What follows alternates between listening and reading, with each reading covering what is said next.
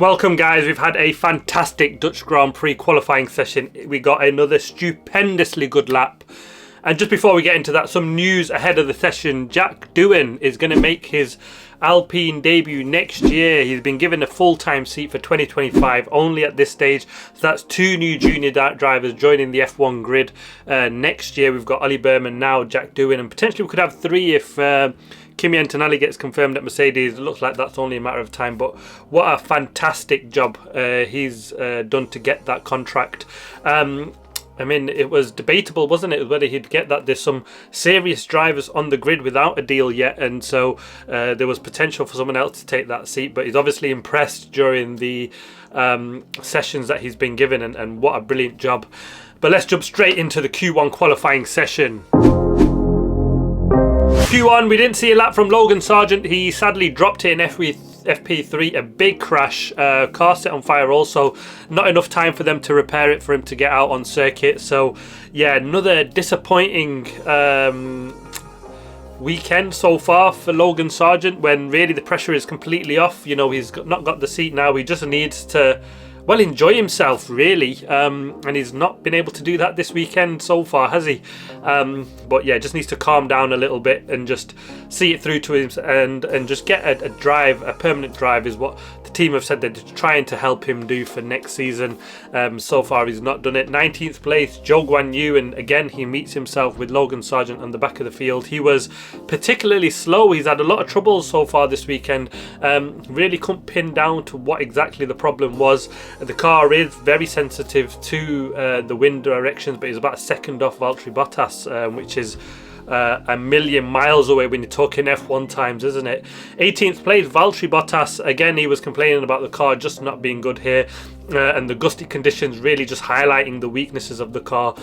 So yeah, disappointing from him. 17th place, Ocon, and now this was a surprise, but he's just been really struggling with that car. He just said he changed everything on the car to try and get on top of it, but still lacking grip. Couldn't get on top of what the problem was, and it'll be disappointing considering he's normally quite close to Pierre Gasly, and who's had a fantastic qualifying session. 16th place for Daniel Ricciardo. Sergio Perez left the way that one, and well, a penalty for Lewis Hamilton off the back of this one, because Sergio Perez was deemed to have been impeded by Lewis, who was pretty much right on the edge of the track. He had to do a second run, so he went fastest in that session. P2 for George Russell and P3 for Carlos Sainz. I'll come on to the Hamilton a bit in a minute, but on to the Q2 session, and we've seen Kevin Magnussen go out. Nico Hülkenberg in P14. The two Hasses struggled around here. I did predict as much, and it's proven so in qualifying, and it could get sticky because their sponsor, or previous sponsor, Akali, has said they've not paid their debt, and the cars can't leave Netherlands until they do that. And well, it's kind of come at a worse time because we've got a back-to-back race a week's time before they go to Monza, so they kind of need to cough up that money and quick. 13th place, Yuki Tsunoda. He'd be happy he's beaten his teammate Daniel Ricciardo, but not really quite there in the top 10. Lewis Hamilton, 12th place qualifying session, and surprising actually because the car was actually one good enough to get into Q3. Look where George Russell ended up, and he looking quite strong up into that Q2 session. I'm not really quite sure what went wrong there. It was just overall a scruffy lap in the end. But yeah, just not good enough, and just really disappointing from him. And another shot, Carlos Sainz, P11. Obviously the upgrades in that Ferrari just really haven't quite worked for him yet. He just about made it scrape through in Q1 also, and then got caught foul in Q2. A really disappointing session from him. The stars there though, Lance Stroll was P4 in that session. Alex Albon into P7, a brilliant job from him. Pierre Gasly into P9 in that session. I've got some more disappointing news on the Albon, and stick with it on that one. Lando Norris P1 in that session. George Russell in P3. Oscar Piastri in second, so it looked strong for McLaren. And well, what a lap we got in Q1. Lando Norris, hats off. It was just absolutely brilliant, wasn't it? 4 tenths off faster than Max Verstappen in such a short track. It was absolutely phenomenal from him.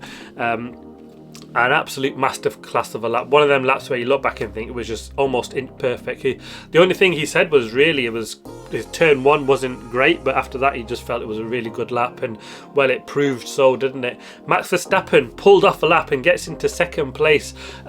He always pulls it off around the Dutch Grand Prix, and at one point it looked like he would be 4th, 5th place, but I mean, you can't count him out, can you? Another brilliant lap from him.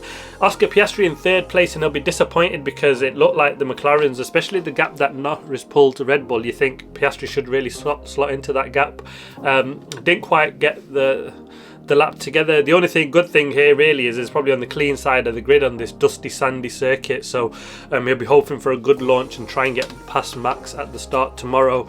George Russell, a fantastic qualifying in 4th place. He pulled off a brilliant lap, who beat the improved Perez. He was still, what, half a second nearly off Max Verstappen, but in P5 that's better. He's closer up at the grid, and even Christian Horner was saying that this isn't one of his best tracks, but overall a really decent result from him. Charles Leclerc in 6th place, a fantastic job overall, where considering Carlos Sainz got knocked out in Q2, but still that Ferrari, struggling. Fernando Alonso, he was really happy with his lap, P7. Said his Q1 and Q2 was really struggling, but then came together in Q3, probably his best lap there. Alex Albon, now this is so heartbreaking. A P8, but his car has been disqualified from qualifying due to an infringement, and he will start at the back of the grid. Such a kick in the teeth, because it looked like finally some points will be on for him from there. It would be a difficult circuit to overtake, and well, 2 Williams right at the back. Just a horrible qualifying session in the end, which looked brilliant. I mean, what a job to get to Q8, P8, sorry, and yeah, overall a massive, horrible position for him to be in now. Lance Stroll in P9, yeah, decent, but he's been beaten by Fernando Alonso in qualifying, so the Fernando that we knew is back. But yeah, good qualifying session from him. And Pierre Gasly rounds out the top 10, and I think that's a brilliant session. The Alpine looks strong, and he did a brilliant job. And like I said, 2 penalties. Alex Albon disqualified, and Lewis Hamilton gets a 3-place grid penalty for that impeding of Sergio Perez, so he'll start from 15th place, so even worse from him, and he'll be hoping for some rain, safety cars, everything to help him out, and it kind of needs to fall at perfect timing for him to try and nick some a half decent result from there, isn't it? Yeah, horrible session in the end for Alex Albon and Lewis Hamilton.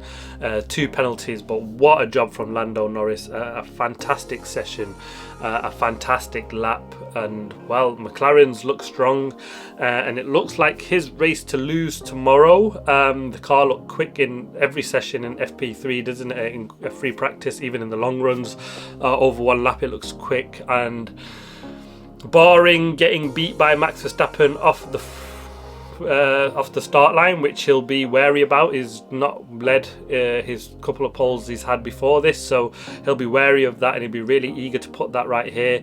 Barring that, it's a McLaren race to lose really by the looks of it, and Oscar Piastri will be eager to jump Max Verstappen at that start, and controlled finish to the for McLaren from there on. It'll be only theirs to mess up, and considering they've had a couple of own goals so far recently in terms of strategy, they'll hope that they can have a clean, straight race to the finish tomorrow. But it all looks set to be a really good Grand Prix, doesn't it?